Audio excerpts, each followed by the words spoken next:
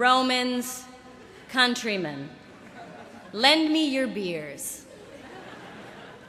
I am honored that you chose me to help you celebrate your graduation today.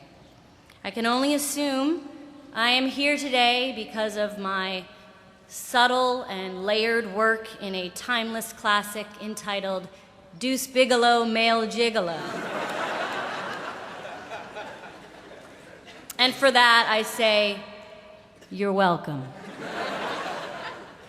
I'm truly, truly delighted to be here at Harvard. I graduated from Boston College, which some call the Harvard of Boston.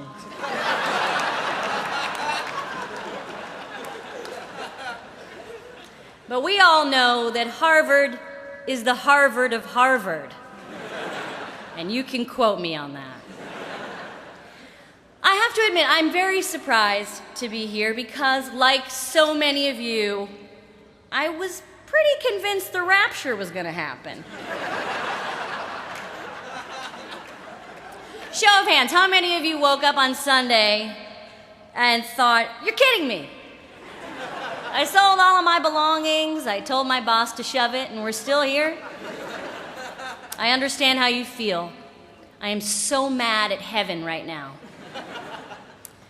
So I tried to write today's speech the way I wrote everything in college.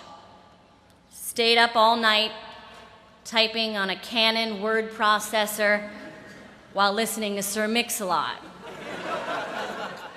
To be fair, first I took a nap, I ate a large pretzel, I cried a little bit, and then I went to see that movie Fast Five. And I'm here to tell you, life is like a heist that requires good drivers, an explosives expert, a hot girl who doubles as a master of disguise. And this is a hard and fast rule. If The Rock shows up, they're on to you. But the class of 2011 did not invite me here to tell jokes. They invited me here to talk about the recent tensions between oil traders and regulators of the Commodity Futures Trading Commission.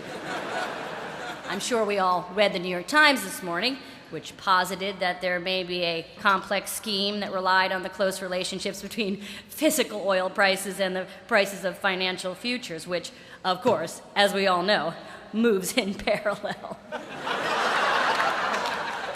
Hilarious. What do I know about Harvard? I know it is the oldest American university. I know it provides the ultimate experience in higher learning. And, according to the movies, I know it is filled with people who get rich by either inventing things or suing the people who claim they stole their invention. Let me be clear. I believe everything I see in movies.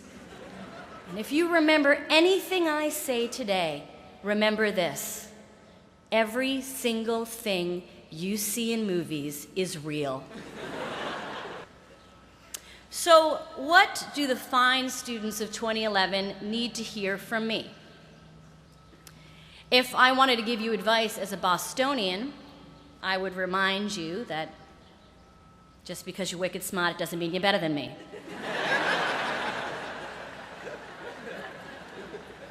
And I would also want to say, good for you for working so hard. You graduated from Harvard, huh? Must be nice.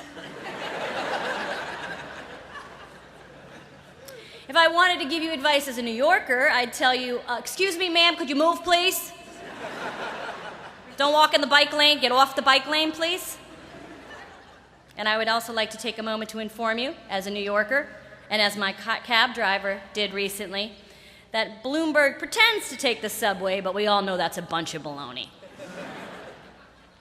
And if I wanted to give you advice as an actor, I would tell you this. Don't do it. Don't be one. There are too many. I have a lot of talented friends who aren't working. Sorry, no more room at the inn. I bet you're great, but just work with the human genome instead. You're all smart and sophisticated people. You know the world in a way that my generation never did. Because of that, I realize I don't have much advice to give to you. In many ways, I learn from you. I don't have many answers, just questions. Specifically, when I use FaceTime on my iPad and I'm talking to someone and I take a picture, sometimes the screen freezes. How do I fix that?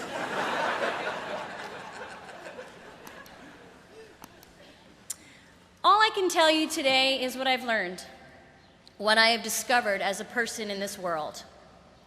And that is this: you can't do it alone. As you navigate through the rest of your life, be open to collaboration. Other people and other people's ideas are often better than your own. Find a group of people who challenge and inspire you. Spend a lot of time with them, and it will change your life. No one is here today because they did it on their own. Okay, maybe Josh, but he's just a straight-up weirdo. You're all here today because someone gave you strength, helped you, held you in the palm of their hand. God, Allah, Buddha, Gaga, whomever you pray to. They have helped you get here, and that should make you feel less alone and less scared. Because it has been a scary 10 years. You were young children when you watched planes hit the World Trade Center. You quickly understood what it was like to feel out of control. Your formative teenage years were filled with orange alerts and rogue waves and unaccomplished missions.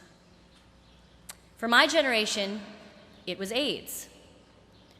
We all grow up afraid of something. Your generation had to get used to taking off your shoes at the airport.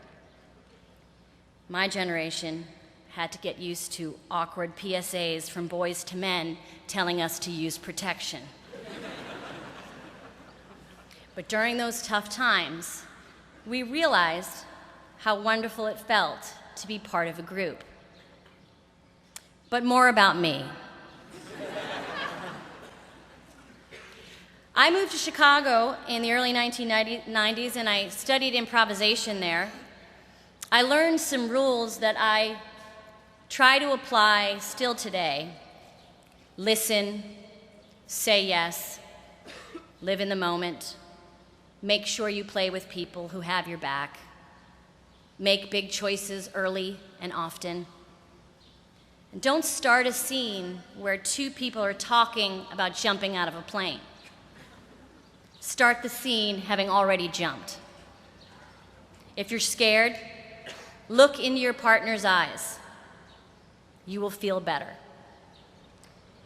This advice has come in handy, and it would often be something I would think about when I would perform on Saturday Night Live.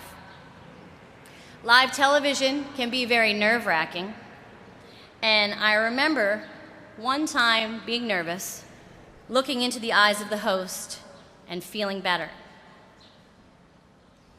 I should point out I was wearing a chicken suit at the time. The host was Donald Trump. He was wearing a bigger, more elaborate chicken suit. I looked into his eyes. I saw that he looked really stupid, and I instantly felt better. See how that works? I should point out that that sketch was written by a Harvard graduate, and also a graduate from Northwestern, but who cares about that, am I right? I cannot stress enough that the answer to a lot of your life's questions is often in someone else's face. Try putting your iPhones down every once in a while and look at people's faces. People's faces will tell you amazing things, like if they are angry or nauseous or asleep. I have been lucky to be a part of great ensembles. My work with the Upright Citizens Brigade led me to my work on Saturday Night Live. And when I graduated from that comedy college, I was worried about what came next. Then Parks and Recreation came along, a show I'm proud of, where I get to work with people I love. You never know what is around the corner unless you peek. Hold someone's hand while you do it. You will feel less scared. You can't do this alone. Besides, it's much more fun to succeed and fail with other people. You can blame them when things go wrong.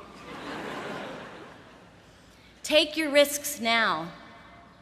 As you grow older, you become more fearful and less flexible. And I mean that literally. I hurt my knee on the treadmill this week, and it wasn't even on.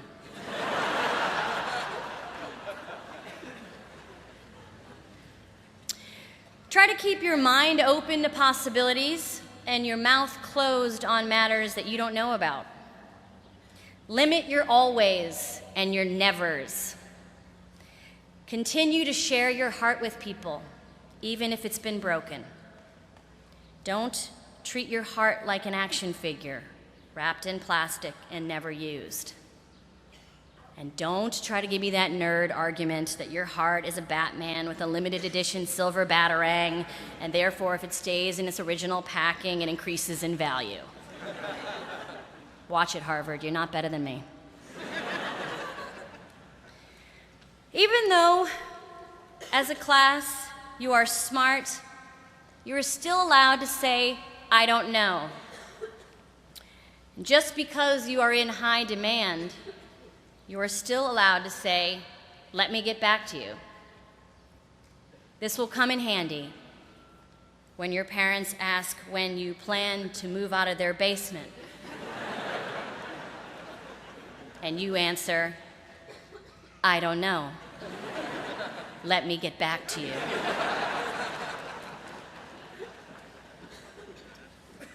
Which leads me to my final thought. Would it kill you to be nicer to your parents?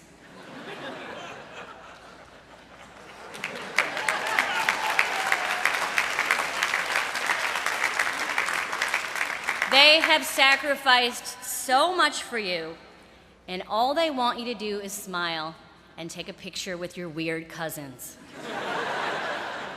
Do that for them. And with less eye rolling, please.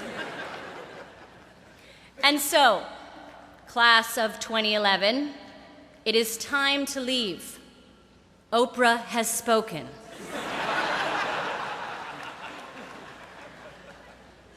So I will end with this quote. Hey ya, hey ya, hey ya, hey ya. Hey ya, hey ya, hey ya, hey ya. All right, all right, all right, all right, all right. The group, Outkast. The song, Hey Ya. The lyrics, nonsense. I'm sorry, it was really late when I wrote this. This is what I want to say. When you feel scared, hold someone's hand and look into their eyes. And when you feel brave, do the same thing. You are all here because you are smart and you are brave. And if you add kindness and the ability to change a tire, you almost make up the perfect person. I thank you for asking me to speak to you today. As you head out into the world, I wish you love and light, joy, and much laughter. And as always, please don't forget to tip your waitresses. Thank you very much.